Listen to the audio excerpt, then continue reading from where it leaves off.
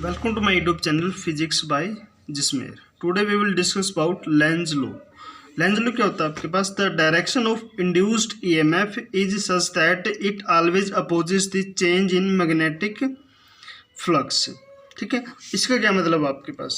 मान लीजिए आपके पास कोई मैग्नेट है यहाँ पर जिसका नॉर्थ साउथ पोल ये है और नॉर्थ पोल यहाँ पर इसकी टूवर्ड दी कोयल है। और यहाँ पर हमने क्या किया है, इंडक्टर टाइप में कोई कोयल को अज्यूम किया हो। यहाँ पर क्या हमने अज्यूम किया है, गैल्वेनोमीटर। यहाँ पर क्या है, इसके गैल्वेनोमीटर जो कि करंट को मेजर करने में हम यूज करते हैं। ठीक है, तो नॉर्थ पोल है और साउथ पोल है, तो किसी भी मैग्नेट में से क्या होते हैं, मैग्नेटिक फील्ड लाइन क्या होती है, बाहर की तरफ बाहर निकलती है यहाँ पर।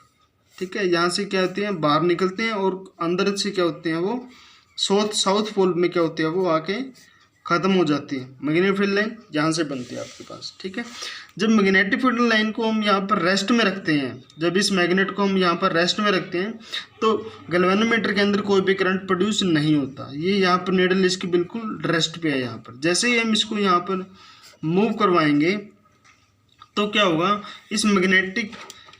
इस गैल्वेनोमीटर की जो नीडल है वो क्या करेगी, डिफ्लेक्शन शो करेगी जब हम इसको यहाँ से मूव करवाएंगे। तो इसका क्या मतलब, जब इसको मूव कराने का मतलब मैग्नेटिक फील्ड लाइन इसके अंदर से क्या हो रही है, चेंज हो रही है। लेकिन अकॉर्डिंग टू फैराडेज लॉ क्या होता है आपके पास, changing in magnetic field lines will produce current in a closed circuit. तो उसकी वजह से क्या होता है, इसके अंदर से करंट प्रोड्यूस हो जाता है, उसकी वजह से क्या होता है, इसके अंदर डिफ्लेक्शन हो जाती है। ठीक है, लेकिन हम यहाँ क्या कर रहे हैं, लेंज लॉ कहते हैं direction of induced EMF is such that it always opposes the change in magnetic flux. ठीक है, अब इसके अंदर से क्या हो रहा है, मैग्नेटिक फील्ड फ्लक्स लाइन पास हो रही है, लेकिन इसकी वजह से क्या होगा, यहाँ पर इसके अंदर क्या होगा, करंट प्रोड्यूस होगा। ठीक है, इसके अंदर से क्या होगा, करंट प्रोड्यूस होगा। अगर हम एक कोयल की बात करें, मान लीजिए एक कोयल आपने ऐसे बना ली, तो इसमें अंदर से करंट क्या पास करेगा, एंटी क्लॉकवाइज डायरेक्शन में पास करेगा जब हम इसको यहाँ से इस साइड में लेके आएंगे। ठीक है, जब करंट यहाँ पर एंटी क्लॉकवाइज डायरेक्शन मूव करेगा, तो जब किसी भी वायर में करंट प्रोड्यूस करता है तो वो क्या होता है, मैग्नेटिक फील्ड प्रोड्यूस करता है। मैग्नेटिक फील्ड प्रोड्यूस कब होता है, जब मैग्नेटिक फील्ड का एक तो नॉर्थ पोल होता है, एक होता है साउथ पोल। तो यहाँ पर क्या होगा, जब वो करंट एंटी क्लॉकवाइज डायरेक्शन में मूव करेगा तो इसके लेफ्ट हैंड साइड में नॉर्थ पोल क्रिएट हो जाएगा और इसके राइट हैंड साइड में साउथ पोल क्रिएट हो जाएगा। सिमिलरली फॉर सेकंड वायर के साथ भी ऐसे ही होगा, एंटी क्लॉकवाइज डायरेक्शन में यहाँ पर नॉर्थ पोल, यहाँ पर साउथ पोल। ये नॉर्थ और साउथ क्या करेंगे, आपस में अट्रैक्ट कर लेंगे या फिर कैंसिल आउट हो जाएंगे यहाँ पर। ठीक है, तो यहाँ पर क्या बचेगा आपका नॉर्थ, यहाँ पर क्या बचेगा आपका साउथ। सिमिलरली यहाँ से करते करते करते हम क्या चले जाएंगे, यहाँ पर क्या हो जाएगा, आपका नॉर्थ पोल क्रिएट हो जाएगा और यहाँ पर आपका साउथ पोल क्रिएट हो जाएगा। तो नॉर्थ पोल और नॉर्थ पोल आप जानते हैं कि जब इक्वली चार्ज होते हैं, प्लस प्लस, वो क्या करते हैं, आपस में रिपेल करते हैं। सेम थिंग यहीं पर है कि नॉर्थ पोल को क्या करेगा, आपस में रिपेल करेगा। मतलब इसकी डायरेक्शन मैग्नेटिक फील्ड की इस तरह से होगी कि इस मैग्नेटिक फील्ड की लाइन को ये क्या करेगा, अपोज करेगा। अगर इस मैग्नेट की लाइन की वजह से, इस मैग्नेट की वजह से मैग्नेटिक फील्ड लाइन इस डायरेक्शन में है, जो इसके अंदर करंट प्रोड्यूस हुआ है उसकी वजह से जो मैग्नेटिक फील्ड होगा वो क्या करेगा, इस मैग्नेटिक फील्ड का अपोज करेगा। ठीक है, यही क्या होता है, आपका लेंज लॉ होता है।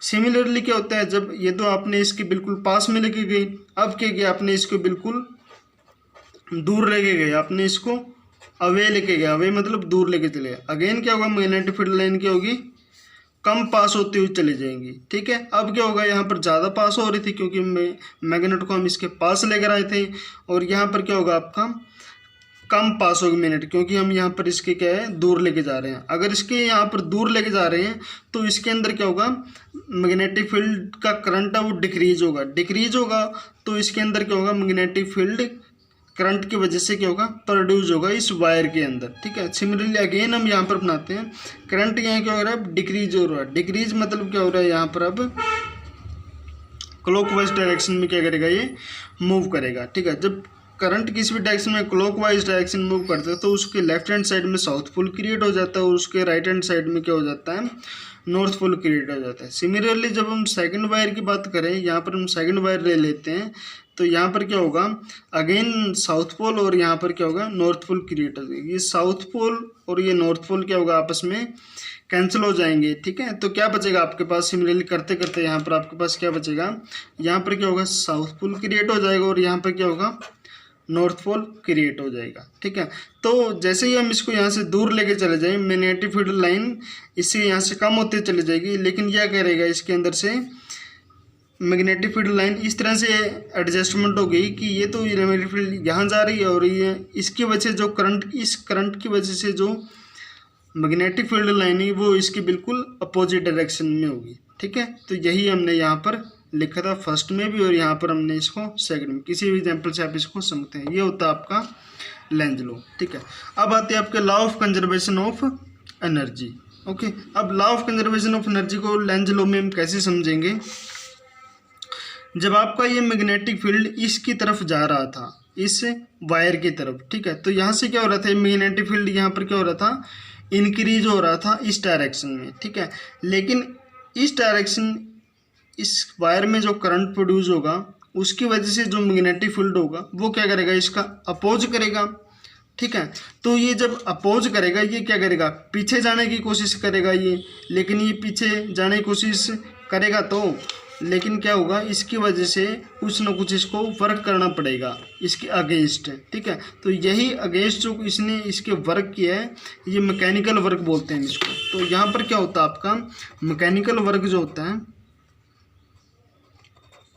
मैकेनिकल वर्क क्या हो जाता है आपका, यही क्या होता है आपका, इलेक्ट्रिकल एनर्जी में कन्वर्ट हो जाता है। इलेक्ट्रिकल एनर्जी में convert, electrical energy, mechanical work क्या होता है आपका, इलेक्ट्रिकल एनर्जी में कन्वर्ट हो जाता है। मतलब क्या है यहाँ पर इसका, ये मैग्नेट आपका पीछे की तरफ धकेलना चाहता है और ये क्या है, यहाँ पर इसका अपोज करता है। अपोज करता है मतलब इसका कुछ ना कुछ वर्क करना पड़ता है इसको, यहाँ पर इस मैग्नेट को वही वर्क क्या होता है, मैकेनिकल वर्क होता है। और वही मैकेनिकल वर्क क्या होता है, इलेक्ट्रिकल एनर्जी में कन्वर्ट हो जाता है। तो यही क्या होता है, law of conservation of energy for Lenz law. Similarly क्या होता है, जब हम इसको यहाँ से अवे मतलब दूर लेके जाते हैं, तो यहाँ पर क्या होता है, इसको ये दूर लेके जाने की कोशिश करता है और ये क्या है, इसको पास में लेके आने की कोशिश करते हैं, क्योंकि इसकी वजह से मैग्नेटिक फील्ड क्या होगा, इस डायरेक्शन में, और इस मैग्नेट की वजह से क्या होगा, इस डायरेक्शन में, ठीक है। तो यह इसको क्या करेगा, कुछ ना कुछ वर्क करना पड़ेगा इसको पास में लेके आने के लिए। तो वही वर्क क्या होता है, मैकेनिकल वर्क बोलते हैं, और वही वर्क क्या होता है आपका, इलेक्ट्रिकल एनर्जी में कन्वर्ट हो जाता है। तो ये हो गया आपका law of conservation of energy in Lenz law. Okay.